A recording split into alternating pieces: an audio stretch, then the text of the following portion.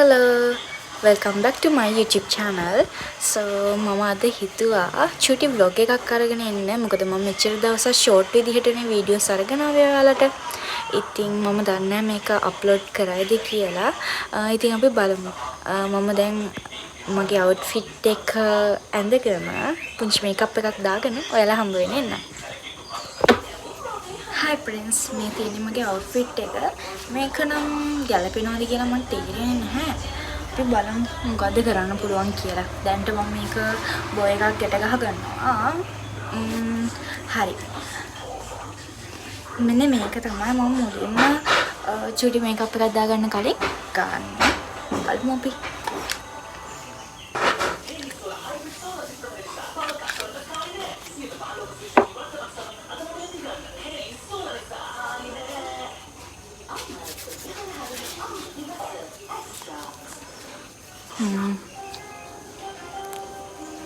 මේක ගෑවහම පොඩි ලයිටින් ගතියක් එනවා. මම ඒකට හරි ආසයි.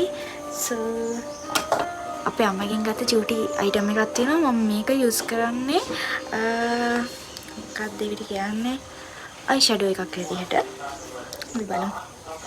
හැබැයි මේක ගන්න කලින් හරි ගන්න ඕනේ. කවන්නේ මම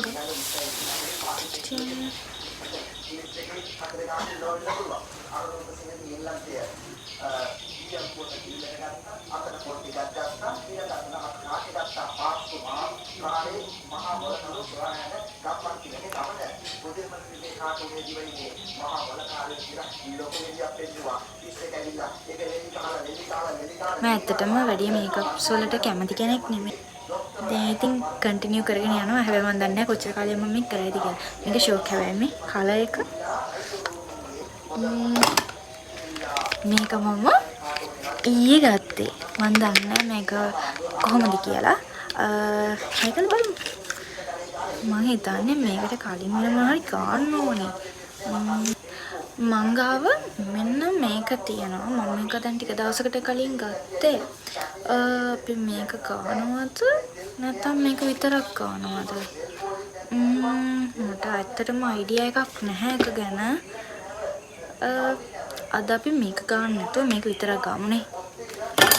හරි, මම මේක විතරක් අද යූස් කරනවා. මේක අලුතින් ගත්තේ. මට මේක පාවිච්චි කරනකන් ඉවසිල්ලක් නෑ ඇත්තටම කිව්වොත්. මේක හරි කියුට්. මේ බලන්නකෝ. හරිම ලස්සනයි.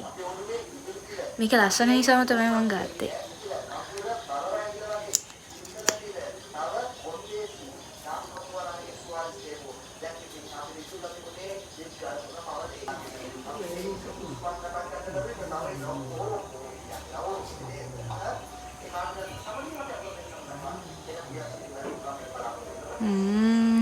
ලස්සනයිනේ. අවුලක් නෑ ෂේප් නේද? මම කොණ්ඩේ හදාගත්තා. මෙන්න මෙතනින් චූටි කට්ටක් ගහගත්තා. මේ විදිහට තමයි යන්නේ. එහෙනම් දැන් අපි යමු ඔෆිස්. මම මේ යද්දිගත චූටි වීඩියෝ ක්ලිප්ස් ටිකක් තමයි මෙතන තියෙන්නේ. හැබැයි මට බස් එකේ යද්දී නම් වීඩියෝ කරන්න බැරි වුණා.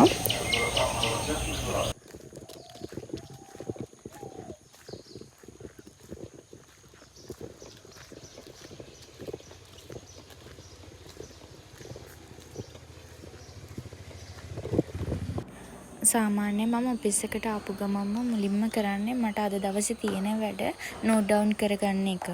එතකොට දවස හරියම ලස්සනට මැනේජ් වෙනවා. ඒ වගේම කරන්න තියෙන වැඩ එකක්වත් මිස් වෙන්නේ නැතුව කරගන්න පුළුවන්.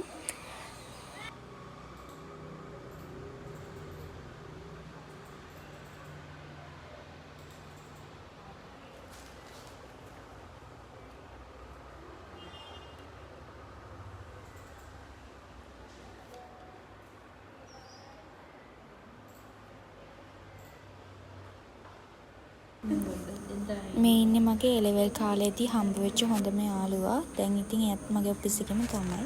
මේ ඉන්නේ අපේ වාසනා අක්කා. මේ ඉන්නේ අපේ ඉස්ටි අක්කා. එයා කොයි වෙලේ ෆෝන් එකේම තමයි ඉන්නේ. මේ ඉන්නේ අපේ නියෝෂ අක්කා. අපිට ප්‍රී ටයිම් එකක් හම්බුන ගමන් අපි කඩචෝරු කන්න සාමාන්‍යයෙන් කඩේට යනවා. ඒකට ස්වේච්ඡාවෙන්ම ඉදිරිපත් වෙන්නේ ඉතින් මමයි.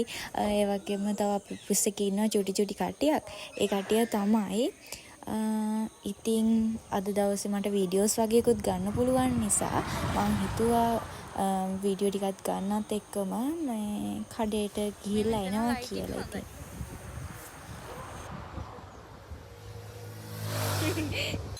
මට සමහර වෙලාවට හිතෙනවා මගේ ළඟ ඉන්න යාළුවන්ට එහෙම මාව එපා වෙනවත් ඇති. මොකද මගේ පිස්සු විකාර වැඩ නිසා. කොහොම වුණත් ඉතින් මගේ පස්සෙම ඉන්නවනේ.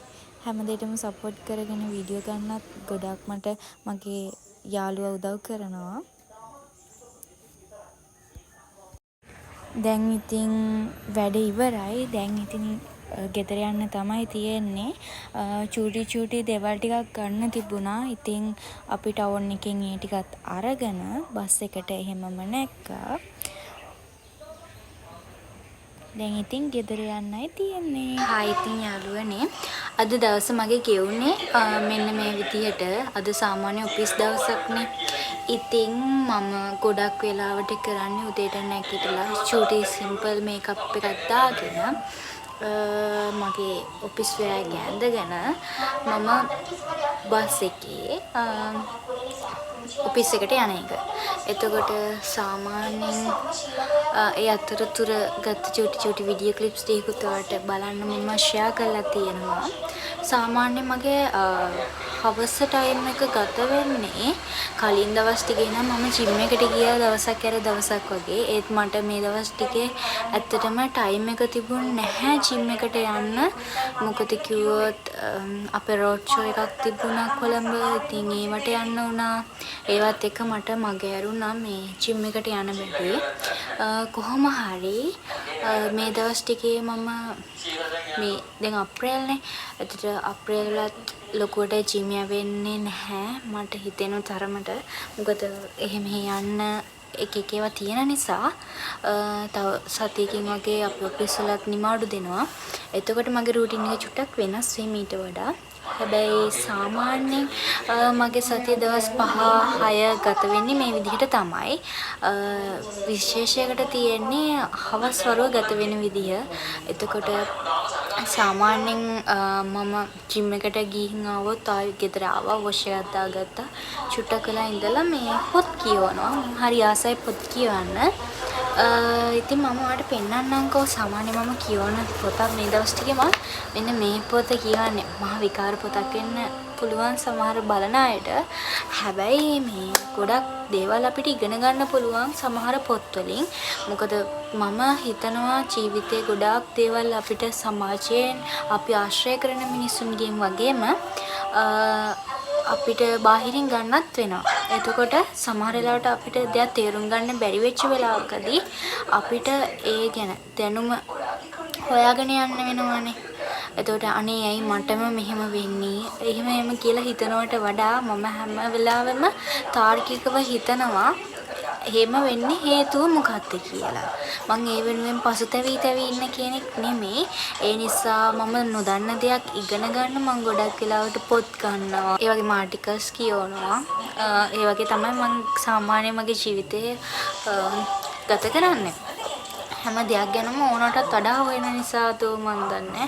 මං චුට්ටක් ඕවර් තින්කින් කියලා සමහර අයට හිතෙන්න පුළුවන්. හැබැයි මම ගොඩාරියක් දේවල් හොයනවා වගේම ඒවෙන් ඉගෙන ගන්න දේවල් ගොඩාක් තියෙනවා. මේ පොතත් අන්න ඒ වගේ තමයි. සමහර මිනිස්සු හිතන්න පුළුවන්නේ අපි තව කෙනෙක්ගෙන් අපි එක්ස්පෙක්ට් කරන දේ ඇයි යාලා දෙන්නේ නැති කියලා. සමහර වෙලාවට ඒක අපේ ප්‍රශ්නයක් නොවෙන්න පුළුවන්. සමහර වෙලාවට ඒක ජීව විද්‍යාත්මකව එන බලපෑමක් නිසා වෙන්න පුළුවන්. එතකොට අපි කාටවත් බලපෑම් කරන්නෙත් නැතුව අපි ඉගෙන ගන්න ඕනේ අපි මොකද්ද කරන්න කියලා. අපි මේ මිනිසුන්ට ඒ මිනිස්සුන්ගේ විදිහට තේරුම් අරගෙන ඉස්සරහට යන්න ඕනේ. එතකොට මම හිතනවා ගොඩාරියක් තැන්වල ඒ කියන්නේ රිලේෂන්ෂිප් එකක් ඇතුලේ පවුලේ නැත්තම් ඔය අම්මලා තාත්තලා සීයලා ආච්චිලා ඇතුලේ උනත් ප්‍රශ්න ඇති වෙන එක ගොඩක් අඩු වෙයි කියලා. මම ගොඩක් මට හරියට කේන්ති යන ගෑල්ලමෙක්. ඒ වගේම චුට්ටක් හිතුවක්කාරයි. චුට්ටක් කිව්වට චුට්ටක් නෙවෙයි. ගොඩාරියක් හිතුවක්කාරයි. හැබැයි ඉතින් මම හැම වෙලේම try කරනවා මගේ හිතුවක්කාරකම නැති කරගන්න. මම නොදන්න දේවල් ඉගෙන ගන්න. එතකොට මම මොනවද කරන්නේ ඔෆිස් එක ඇතුළේදී ඒ දේ හොඳ උපරිමයෙන්ම කරන්න. ඒ වගේ ගොඩාරියක් දේවල් මම හැමදාම හිතනවා වගේම මම ඒවට දේවල් මොනවද ඒකට කියන්නේ ඒවා සම්බන්ධයෙන් ඉගෙන ගන්නවත් එක්ක. එතකොට මම සාමාන්‍යයෙන් මගේ දවසේ විස්තර ලියන්න දවස් අවසානයේ මේ විදිහේ ඩයරි එකකුත් පාවිච්චි කරනවා. මේක ඇත්තටම මම මේක ගන්න කලින් මං ගාව නෝමල් පොතක් තිබුණා. මේ පරණ එව්වත් එක්කන් තියෙනවා. එතකොට මේක සාමාන්‍යයෙන් මට මේ එක එක පොත්වල ලියාගෙන තියාගෙන කිසිම මැනේජ්මන්ට් එකක් නැතුව තියනවට වඩා ජීවිතය හරිම ලස්සනට මැනේජ් කරගන්න ඕනි කියලත් හිතුන දවසක් තිබුණා. මගේ ජීවිතේ ඇත්තටම කිව්වොත් මම ලස්සනට පටන් ගත්තේ දැන් අවුරුද්දක ඉඳලා මගේ ජීවිතේ තිබුණු මොකක්ද ඒකට කියන්නේ හිතුවක්කාර ගති ගොඩාරියක් මම මග අරගෙන මම ඇත්තටම කවුද වෙන්න ඕනි මම මොන වගේ මිනිස්සෙක්ද වෙන්න ඕනි කියන එක මම මගේ ළඟින්ම ආශ්‍රය කරන මිනිස්සුන්ගෙන් ගොඩාරියක් ඉගෙන ගත්තා.